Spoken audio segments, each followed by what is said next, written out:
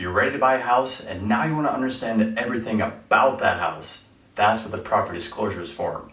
And in this video, I'm going to explain what that is in detail. And before we get started, apologies if the audio sounds bad. I was having problems with my mic, but hopefully it doesn't cause too much of a factor.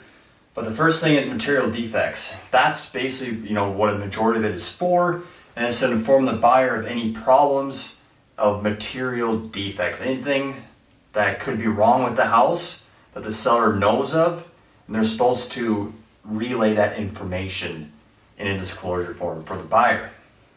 And it gives a lot of transparency between the buyer and the seller to say, like, hey, there's this thing happened a couple of years ago. This is what we know of. This is what we don't know of. And it protects the seller from being sued. Because let's just say they knew that there was a problem with the house and they didn't relay that information, and it ended up being found out after closing that whatever the problem is got worse, or maybe they knew there was some water damage that happens when it rains, and somehow they knew about that information and the buyer finds out about that later on. They could get sued for not disclaiming that because they knew about that problem. That's why it's very important as a seller to be honest when you're filling out these forms, just to protect yourself. Okay? And the next thing and why this is super important is because you can have the contingency in place if you're the buyer going to buy the house. And it protects the buyer from any problems they see on that form where they think, hey, I think this is a major problem. The seller just said that they have water damage that comes in when it rains. They have problems, with maybe the foundation. And it protects the buyer because maybe they understand this now and they have second thoughts like, hey, we're not ready to go ahead and take on the responsibility of this asset with these known problems. We can back out of the contract and keep our earnest money. And earnest money is a deposit that you put down when you're going to buy a house. It's basically good faith, and if you back out of the contract outside of contingency, then the seller can have that money just for compensating them for taking the property out of the market for you. Okay, so if you can keep that earnest money and get out of the contract, it's huge. It protects the buyer so much.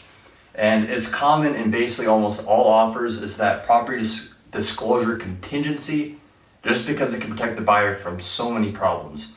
Now, what else is on this form? What other things does this form include? It includes structural changes. Maybe do you have permits obtained? Maybe you added an addition during ownership. Do you have permits in place? Do you have information about that just so the buyers understood of what happened? And also utilities, is it city water? Is it septic? What all is included in this house? What are some of the little hidden things that maybe you don't even think of? Because there's so many check boxes and questions that they ask the seller. Yes, unknown, or no.